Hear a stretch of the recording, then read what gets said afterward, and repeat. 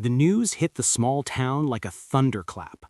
Police Chief Harrison's son, Blake, had been arrested for assaulting a local veteran, Thomas Rivera, during a heated argument outside a downtown cafe. The details were murky at first, but videos circulated quickly. Blake shoving Thomas to the ground, striking him while he struggled to defend himself, and leaving him bloodied and bruised on the sidewalk. For a town already rife with whispers about corruption and favoritism, this wasn't just a story, it was a storm. Everyone knew Blake Harrison. He was privileged, arrogant, and had grown up under the protective shadow of his father, the chief of police. For years, people had seen him get away with minor infractions, reckless driving, and public disturbances. Most assumed he would do the same this time. But Thomas Rivera wasn't an ordinary victim. A decorated veteran, he had served 2 tours overseas, faced fire and chaos most people couldn't imagine, and had returned home with a quiet dignity that made him respected by everyone who knew him. On that fateful afternoon, he hadn't been expecting a fight, yet he found himself on the wrong end of Blake's temper, struggling not just with pain, but with the humiliation of being attacked in public. As the police filed reports, officers quietly murmured about the awkwardness of arresting the son of their chief. Blake was cuffed and taken to the station, where he spent the night under the watchful eyes of officers who weren't sure whether to treat him like a criminal or a spoiled child. The story went viral almost immediately, fueled by local news outlets and social media. Citizens shared clips of the assault with captions demanding justice. Many speculated that the town's judiciary would protect Blake, given his father's position and influence. And then came the trial. The courtroom was packed. Journalists jostled for position, camera crews lined the gallery, and residents whispered anxiously, debating what kind of sentence Blake would receive. Judge Caprio, a seasoned jurist known for his fairness and no-nonsense approach, presided over the case. From the start, the tension was palpable. Blake sat in the defendant's seat, smug, confident, and surrounded by lawyers who were ready to argue mitigating circumstances, his privileged upbringing, his father's prominence, his lack of a prior criminal record. Thomas Rivera, meanwhile, sat quietly, his hands folded, a scarred veteran in a plain suit, silently hoping for accountability rather than theatrics. The prosecution laid out the case methodically, security footage showing Blake's aggressive behavior, medical reports documenting Thomas's injuries, and multiple eyewitness testimonies. The narrative was clear. A young man, given every advantage in life, had chosen to assault an elder, a veteran who had defended the country in broad daylight. When the defense took the floor, they argued Blake had been provoked, that Thomas had allegedly said something insulting, and that his lack of criminal history merited leniency. The courtroom murmured. It wasn't an uncommon argument, and some felt it carried weight. Yet as Judge Caprio listened, his expression betrayed nothing. For 2 days, the trial unfolded with the tension of a tightly wound spring. Lawyers presented evidence, witnesses recounted the incident, and Blake alternated between arrogance and forced remorse. He looked around the courtroom as if he expected everyone to forgive him simply because of who he was, simply because he was the police chief's son. Meanwhile, Thomas remained stoic. He did not demand revenge, he only sought justice, hoping the law would speak louder than privilege. And then the day of the verdict arrived. The courtroom was unusually silent, the kind of quiet that makes every footstep and cough seem thunderous.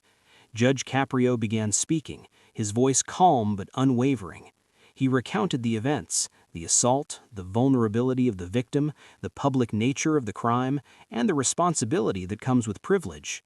He acknowledged Blake's upbringing, the guidance or lack thereof he had received, but emphasized that the law must be impartial. Then came the shock.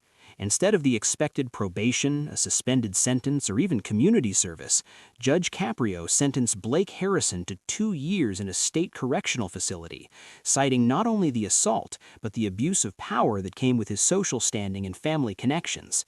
The room gasped. Journalists whispered frantically, snapping photos and recording every reaction. Blake's defense team looked stunned, the chief of police himself paled slightly, and the spectators couldn't believe their ears. The sentence was unprecedented in the town's history. As the judge continued, he explained his reasoning in terms that struck a chord far beyond the walls of the courtroom. "Justice is not about who you are or whose son you might be," he said firmly. It is about accountability. Young Mr. Harrison made a choice that harmed another human being, and privilege will not shield him from the consequences. Our society depends on the principle that the law applies equally to all, regardless of status, wealth, or family connections. Today, that principle prevails. The statement reverberated through the courtroom like a bell tolling for truth. For the residents who had felt powerless against the influence of the police chief and his family, it was a moment of vindication. For Thomas Rivera, it was bittersweet. The assault had left scars, both physical and emotional, that no sentence could erase, yet he felt the weight of justice in a way that gave him a quiet relief. Outside, the news spread like wildfire.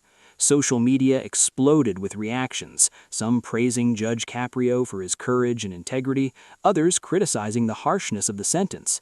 Yet almost everyone acknowledged the rarity of a judicial decision that resisted influence and held someone accountable purely for their actions. The story didn't end in the courtroom. In the weeks that followed, the town grappled with the implications of Judge Caprio's decision. Citizens discussed it over coffee, in office meetings, and on local news talk shows. Parents used it as a cautionary tale about entitlement and responsibility. Police officers, who had long navigated the tricky waters of loyalty and nepotism, began to reflect on their own ethical standards. The Harrison family faced intense scrutiny, their reputation tarnished in ways that could not easily be repaired. Blake himself, in his first letters from the facility, expressed anger and disbelief, but he also began a journey of introspection, forced to confront the consequences of his actions without the buffer of privilege. Meanwhile, Thomas Rivera became a symbol of resilience. He did not celebrate revenge, he celebrated justice. He spoke at veterans gatherings and civic events, advocating for accountability and integrity. His story reminded the town that courage isn't only shown on battlefields overseas, it is also shown in standing up for what is right at home. Months later, as the town slowly returned to its routines, the impact of the case remained. Judge Caprio was lauded for his unwavering dedication to fairness, the Harrison family became a cautionary example of unchecked privilege, and the residents realized that accountability could indeed triumph over influence. Yet the real lesson lingered quietly in the hearts of the people. Power and privilege do not exempt anyone from the law. Responsibility and empathy must accompany influence, or it becomes a weapon that harms the innocent. And for those who witnessed the events unfold, the journalists, the spectators, the social media viewers, the case was a reminder that sometimes the law can inspire hope, restore faith, and shock a community into reevaluating its values. The story of Blake Harrison and Thomas Rivera continues to echo. In a town where the police chief's word once seemed final, and where social hierarchy often dictated justice, one judge's decision reminded everyone that equality under the law is not an abstract ideal, it is a tangible, enforceable principle. The shock of the verdict was more than sensational news, it was a moral reckoning, a testament to the idea that no one is above accountability. Even privileged, entitled young men can face consequences, and even hardened veterans can see justice restored in ways that honor both their sacrifice and their dignity.